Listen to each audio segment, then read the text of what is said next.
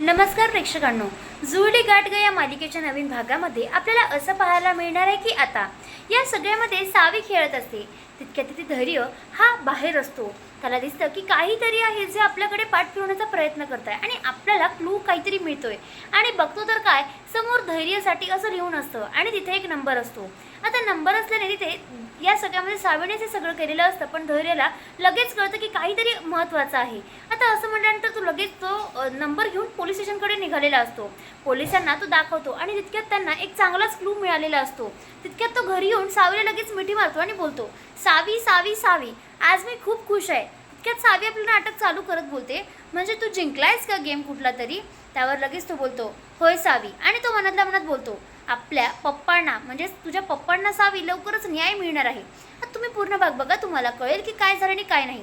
तर झालं असं की सावी आता बिचारी केस वगैरे ओढले असल्याने आपलं ड्रॉइंग काढत असते, आपल्या चित्रांमध्ये बिझी असते. तितक्यात धैर्य येतो. धैर्यची नजर तिच्यावरून काही हटतच नाही.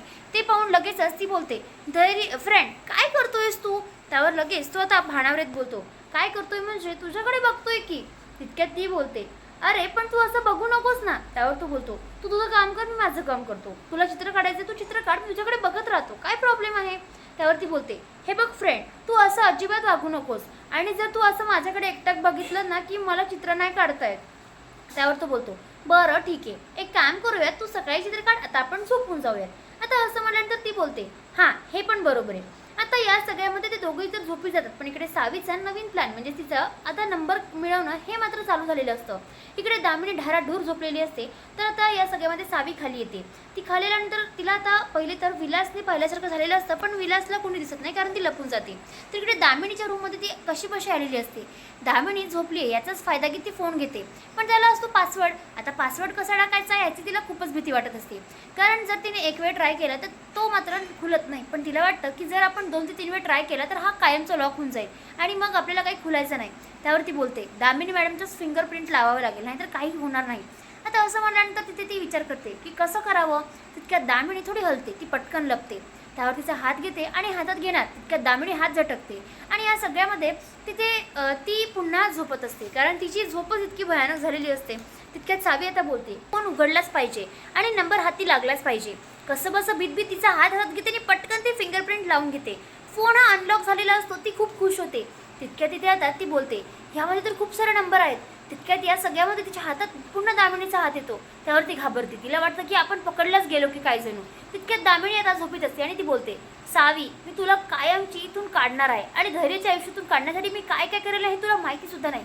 तितक्यात ती बोलते की हे बघ सावी, तू माझ्या धैर्याच्या आयुष्यात आली ना खूप मोठी चूक केली आहेस, आता तू बघच. इकडे मात्र सावी जी असते ना ती आता बघते तर काय, फोनमध्ये खूप सारे नंबर्स असतात. त्यावर ती बोलते, हे काय, दामिनी मॅडम तर खूप लोकांशी बोलून झालेत, आता कुठला नंबर कुणाचं कसं ओळखायचं. आपला फोन पटकन काढते आणि त्या फोनमध्ये ते 2-3 नंबर घेऊन घेते. आता या सगळ्यामध्ये तिथे दामिनी मात्र तिथे जागी होते. ती पटकन फोन फेकते आणि त्या रूममधून बाहेर पडते. आता तितक्यात खाली तिच्या गडबडीमध्ये 2-3 फ्लावर पॉट म्हणजे वेज वगैरे पडतो. त्यावर दामिनी बोलते, कोण आहे माझ्या रूममध्ये, कोण आहे? पण दिसत तर कोणीच नाही. त्यावर दरवाजाही बंद असतो. पण ती विचार करते, म्हणजे नक्कीच माझ्या रूममध्ये कोणतरी आलंय, कारण इथे सगळं कसं काही पडपूट झालं. ती बघते तर काय, तर या सगळ्यामध्ये आता ती बाहेर निघालेली असते. बाहेर निघाल्यानंतर तिला कळतं की बाहेर कोणीच नाहीये. त्यावर ती बोलते, एवढ्या तरी कोण आलेलं सर बघू. तर या सगळ्यामध्ये मात्र दामिनी तर खाली बघायला जाते, पण कुणी काही दिसत नाही. त्यामुळे ती आता या सगळ्यामध्ये विचार करते, अरे खाली तर कुणीच नाहीये. सावी मात्र इकडे लपलेली असते. ती भीत आपल्या रूमपर्यंत येते, पण ती बाहेरच सगळं काही काम उरकवते. तिला असं वाटतं की कुठला नंबर असावा काय माहिती, पण या सगळ्यामध्ये ती 3ही नंबरला आता सेव्ह करून घेते आणि त्या फोटोला मात्र आपल्याजवळ जपून ठेवते, कारण हाच तर तिला खूप कामाचा क्लू लागलेला असतो. तर इकडे तर ती रीना आणि परागला हे मिस कॉल मारून सांगते की आपल्याकडे एक महत्त्वाचा क्लू आहे, सकाळीच या. तर आता या सगळ्यामध्ये सावी तर खुश असते आणि ती आपल्या रूममध्ये जाऊन झोपूनच जाते. तर इकडे आता सकाळ झालेली असते. रीना आणि पराग आलेले असतात. ते पाहून धैर्य बोलतो, अरे वा, बरं झालं तुम्ही इथे आलात, मला कळलंय माहिती आहे का तुम्हाला. तर आता लगेच रीना आणि पराग घाबरतात आणि दचकून बोलतात, म्हणजे नेमकं काय म्हणायचं आहे तुम्हाला आणि तुम्हाला काय कळलंय. त्यावर आता या सगळ्यामध्ये लगेच तिथे सावी बोलते, काय झालंय फ्रेंड आणि हे इथे आलेत का. त्यावर लगेच तिथे आता तो बोलतो, मला कळलंय. तितक्यात रीना आणि पराग बोलतात, अरे काय कळलंय सांग तरी आम्हाला. त्यावर तो बोलतो, मला डॉक्टरांनी याची खात्री दिली होती की जर तिच्या ओळखीची माणसं तिच्या आजूबाजूला भोवताल असली आणि त्यांनी जर या सगळ्यामध्ये त्यांना मदत केली तिला आठवण देण्यामध्ये, तर कदाचित तिची मेमरी पुन्हा येऊ शकते. त्यावर आता हे सगळं ऐकल्यानंतर लगेच रीना आणि पराग बोलतात, असं होय, बरोबर आहे आणि आम्ही त्याच्यासाठी आलोय. रोज येत जाऊ, तू काळजी करू नको. त्यावर आता हे सगळ्यामध्ये तिथे सावी धावत येते आणि बोलते, आलात तुम्ही दोघं, मी तुमची वाटच बघत होते, चला चला आता फ्रेंड आपण खेळायला जाऊयात. आणि तिथे आता लगेच ती धैर्याला बोलते, फ्रेंड जाऊ ना. त्यावर धैर्य बोलतो, हो जा की. आणि सगळे म्हणजे तिघही जण आतमध्ये जात असतात.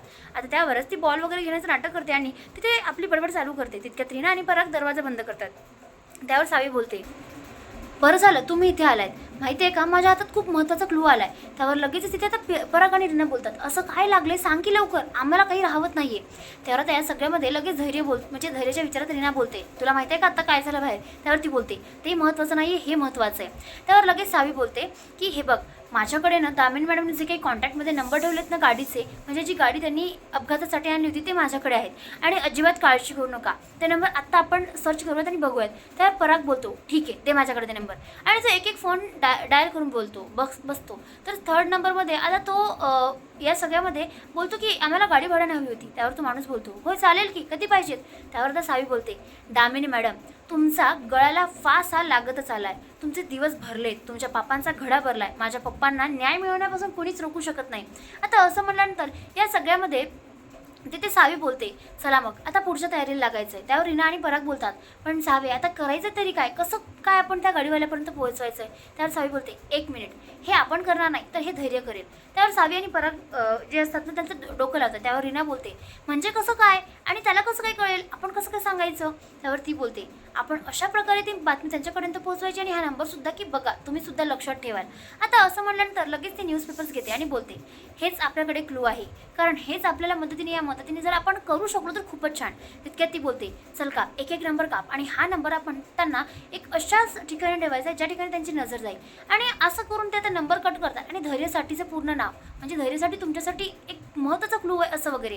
त्यावर आता धैर्याचं मात्र लक्ष तर नसतं, पण इकडे रीना आणि परागने पूर्ण तयारी केलेली असते आणि सोबत सावीने सुद्धा. ते तिघही खूप खुश असतात.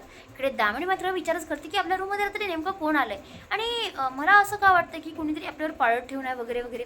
तिचं मात्र आपलं चाललेलंच असतं, पण तितक्यात ती मात्र आता कंटिन्यू विचार करते. तर प्रेक्षकांनो तुम्हाला काय वाटतंय, आता सावी आणि धैर्याचं नातं हे घट्ट होणार आणि धैर्य म्हणजे सावीच्या वडिलांना सुद्धा लवकरच न्याय मिळणार आहे. तर तुम्हाला कसा वाटला ते मला नक्की कमेंटला कळवा आणि भेटूया पुढच्या भागात.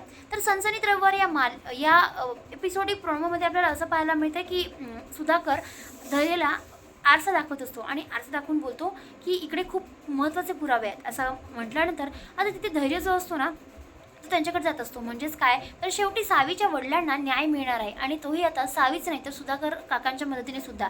तर तुम्हाला हा भाग पाहायचा असेल तर आता चॅनलला सबस्क्राईब करा आणि हा भाग कसा वाटला ते मला नक्की कमेंटला कळवू सांगू शकता.